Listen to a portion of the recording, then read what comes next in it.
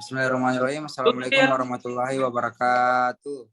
Waalaikumsalam warahmatullahi Waalaikumsalam wabarakatuh. Waalaikumsalam warahmatullahi wabarakatuh. Alhamdulillahirabbil alamin wassalatu wassalamu ala asyrofil anbiya'i wal mursalin sayyidina Muhammadin wa ala alihi washabihi ajmain. Pertama-tama marilah kita memanjatkan puja dan puji syukur kehadirat Allah Subhanahu wa taala yang telah memberikan kita kesempatan untuk melakukan Zoom pada hari ini. Tak lupa salawat dan salam kita tuturkan kepada Nabi Allah, Nabi Muhammad SAW yang telah membawa kita menuju pribadi yang lebih baik lagi. Perkenalkan, nama saya Arya Darmawan sebagai moderator akan mempersilahkan kepada Akmal Baharudin Syam untuk memaparkan materi pertama tentang email. Saya persilahkan Akmal Baharudin Syam untuk memaparkan materi tersebut.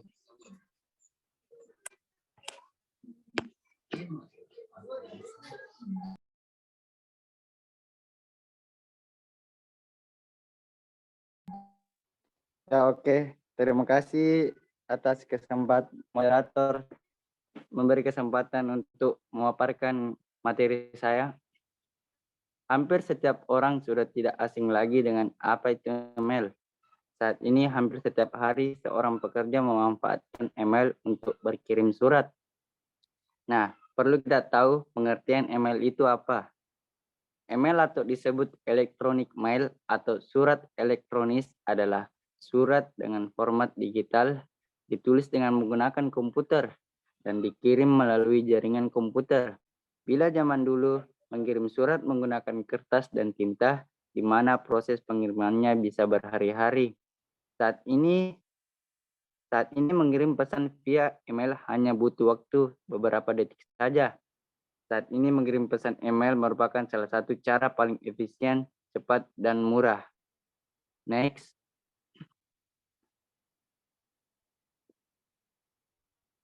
Operator bisa next lagi. Nah, fungsi utama email adalah mengirim dan menerima pesan melalui internet. Berikut beberapa fungsi email lainnya, yaitu 1. Mendaftar akun media sosial dan beberapa situs lainnya. 2. Sebagai sarana promosi barang atau jasa mengirim dan menerima file berupa dokumen, foto, dan video pada beberapa merek gadget. 3. Email sering digunakan untuk mengaktifkan smartphone. 4. Sebagai sarana berkomunikasi yang cukup efektif dan efisien. Next. Bisa tolong next lagi. Ya, cara kerja email. Ya, di sini bisa kita lihat cara-cara kerja email. 1. Pemilik email membuka emailnya dan kemudian menuliskan isi pesan yang akan dikirim. 2. Selanjutnya, pengguna email tersebut memberikan instruksi pada aplikasi email untuk mengirimkan pesan pada alamat email lainnya. 3. Email server akan mengidentifikasi alamat email tujuan lalu mengirimkan pesan tersebut. 4. Ketika pesan email terkirim ke alamat email penerima, maka isi pesan tersebut tersimpan di email server hingga si penerima membukanya. Saat penerima membuka pesan di kotak pos inbox, maka aplikasi email penerima akan meminta email baru yang ada pada email server lalu mengunduhnya ke dalam komputer si penerima email. 6. Selanjutnya penerima email dapat melihat dan membaca isi pesan yang telah diunduh tadi. Next.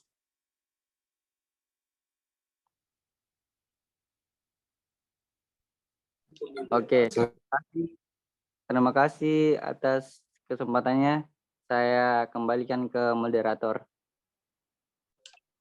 Baik, itulah tadi materi yang dibawakan Akmal Baharudin Syam tentang email.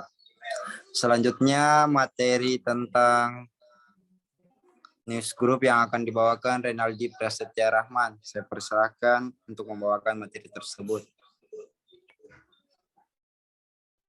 Baik, terima kasih kepada moderator. Newsgroup adalah fasilitas untuk berdiskusi secara jarak jauh, di mana Anda dapat memberikan pendapat dan tanggapan melalui internet atau kelompok diskusi di internet. Hingga saat ini, Newsgroup terus dikembangkan hingga merambah ke dunia media sosial. Contoh Newsgroup yaitu melalui Facebook, Twitter, Windows, Messenger, atau yang lainnya. Kita dapat membuat grup pertemanan dan saling bertukar informasi kepada semua anggota grup tersebut. Next. Fungsi Newsgroup adalah, secara umum, fungsi dari Newsgroup adalah untuk mewadahi orang-orang yang ingin berbagi informasi tentang berbagai macam hal yang diketahuinya, dan juga orang-orang yang ingin berdiskusi tentang hal tersebut. Next.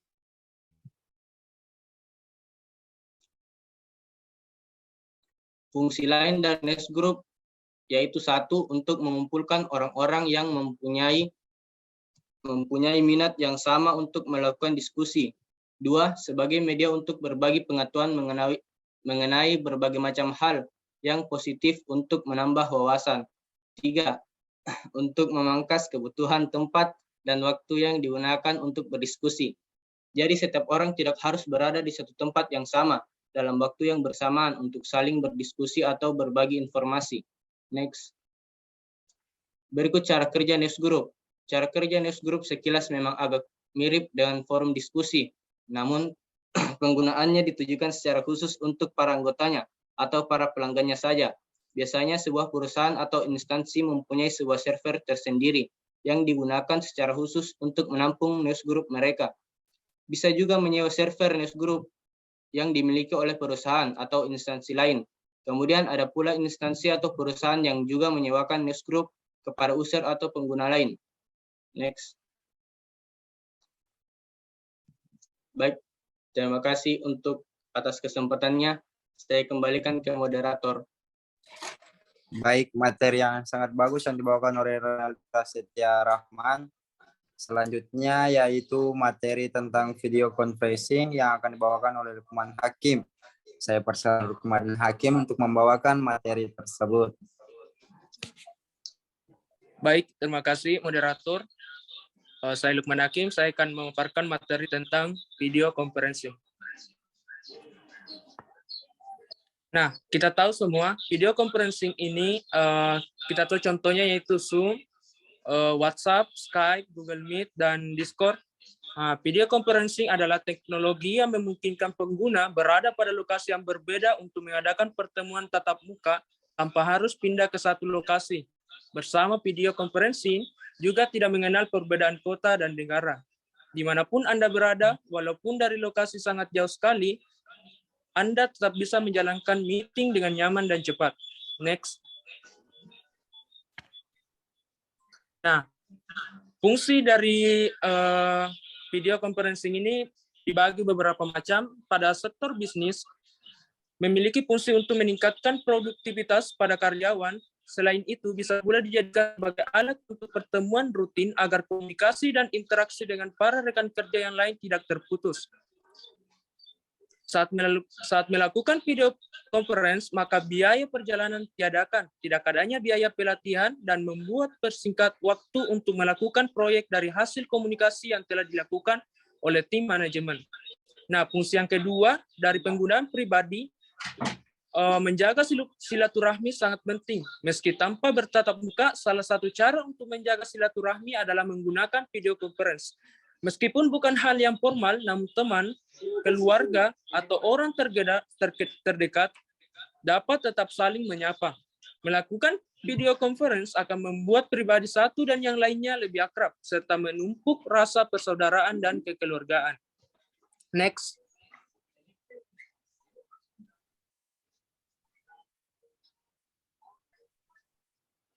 Nah, bagaimana sih cara kerja video conferencing? Pengirim dan penerima berkomunikasi melalui audio dan video-video. Informasi audio visual diubah menjadi data digital dan dienkripsi. Audio dan video diatur ulang, dipadatkan, dan dikompresi. Audio dan video membuatnya ke sisi lain. Oke, next. Baik, itulah tadi materi tentang video conferencing. saya kembalikan kepada moderator.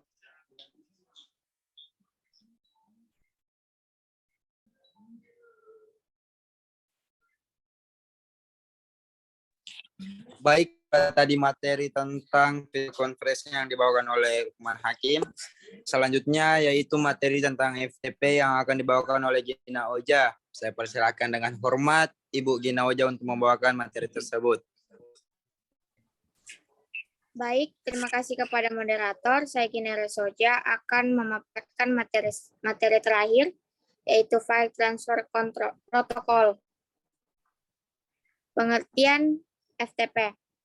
File Transfer Protocol atau FTP adalah elemen penting dalam melakukan download-upload file yang sering kita lakukan.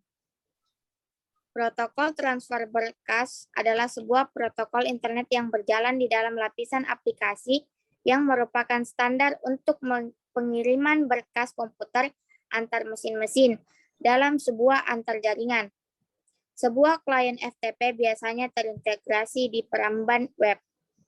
Next.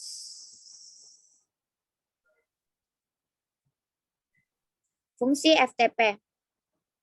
FTP atau File Transfer Protocol berfungsi untuk menjembatani pertukaran informasi di dalam suatu komputer melalui suatu jaringan dengan koneksi TCP atau Transmission Control Protocol.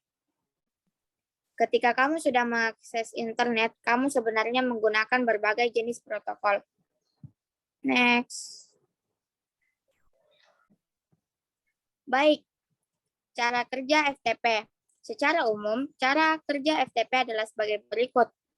Pertama, FTP klien akan melakukan permintaan koneksi terhadap server. Kedua, setelah terhubung, FTP dapat menukarkan data kepada FTP klien. Ketiga, di sini, FTP dapat dilakukan dengan mode aktif maupun pasif.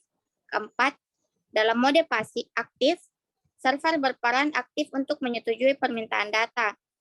Kelima, data dalam mode pasif, server akan mempertahankan koneksi yang berarti pengguna bisa membuat saluran data dan saluran perintah. Server di sini dianalogikan tetap mendengarkan perintah, namun tidak ikut berpartisipasi aktif, dan lebih mengandalkan perangkat yang menangani sebagai besar tugasnya. Baik, terima kasih. Saya kembalikan kepada moderator. Baik, selanjutnya yang ingin bertanya siapa? Saya ingin bertanya. Ya, dipersilakan kepada Andini Amelia Putri untuk memaparkan pertanyaannya.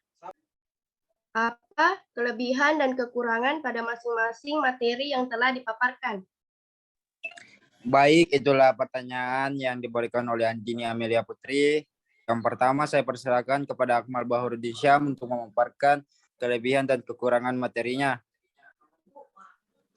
Oke, terima kasih atas pertanyaannya. Saya akan menjawabnya. Saat ini hampir setiap hari seorang pekerja memanfaatkan email. Tentu saja, di balik kemudahan yang ditawarkan, email memiliki kelebihan dan kekurangan yang perlu Anda ketahui. Kelebihan email. 1. Menyediakan kecepatan berkirim surat dibandingkan dengan mengirimkan surat dengan fisik melalui pelantaran pos. Untuk kemudian diantarkan ke tujuan, Anda mungkin membutuhkan waktu yang lebih lama, bukan berhari-hari, agar surat tersebut sampai ke tujuan. Lain halnya jika Anda menggunakan fasilitas email, maka Anda dapat mengirim surat dalam hitungan menit. 2. Cukup murah.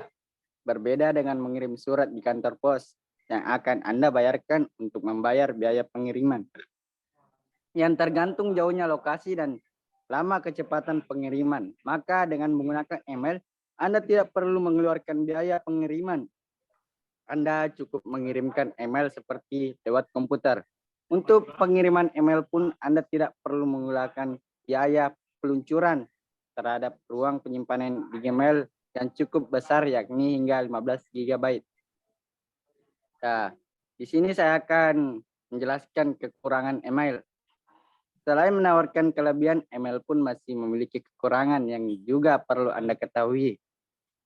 Berikut kekurangannya. 1. Email akan tergantung dengan perangkat keras. Penggunaan email akan sangat tergantung pada perangkat keras yang Anda gunakan. Bila smartphone, tablet, atau PC yang biasa Anda gunakan mengalami permasalahan, maka Anda tidak akan bisa mengirim email. Tentu hal ini akan memudahkan Anda untuk mengirim email, terlebih lagi jika Anda mengandalkan email untuk berkirim surat dengan rekan kerja. 2. Tergantung dengan koneksi internet. Kekurangan lainnya yang dimiliki oleh email adalah tergantung dengan jaringan internet, baik itu untuk mengirim email ataupun membaca email dari orang lain. Hal ini yang menjadi kesulitan bagi mereka yang tinggal di daerah dengan jaringan internet yang terbatas. Sekian itu, mungkin itu yang bisa saya jawab.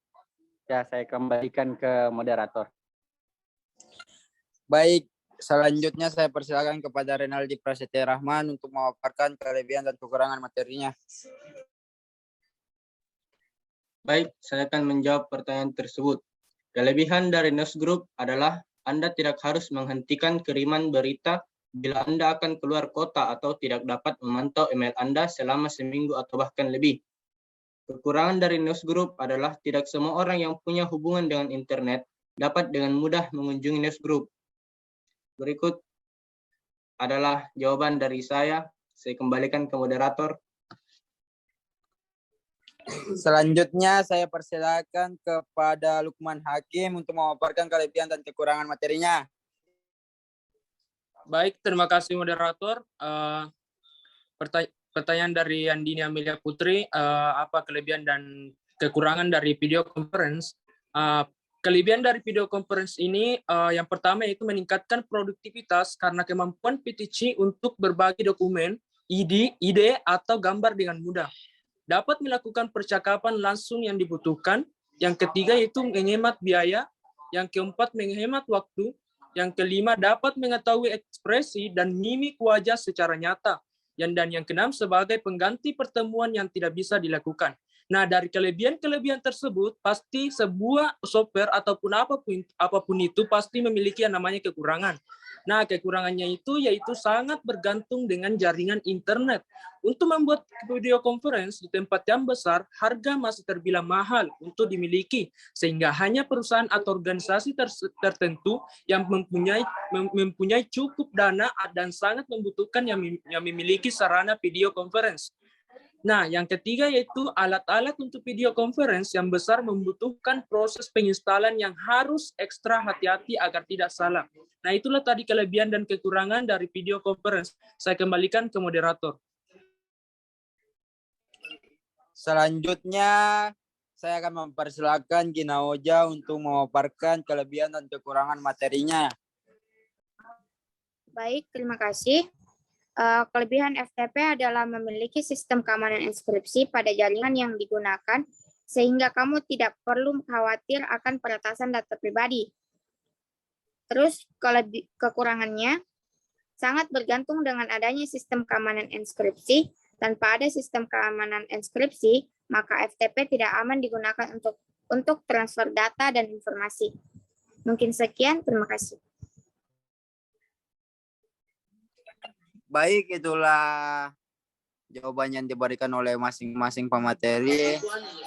Terima kasih atas kesempatan yang diberikan kepada saya. Saya akhiri. Assalamualaikum warahmatullahi wabarakatuh. Waalaikumsalam Waalaikumsalam warahmatullahi wabarakatuh.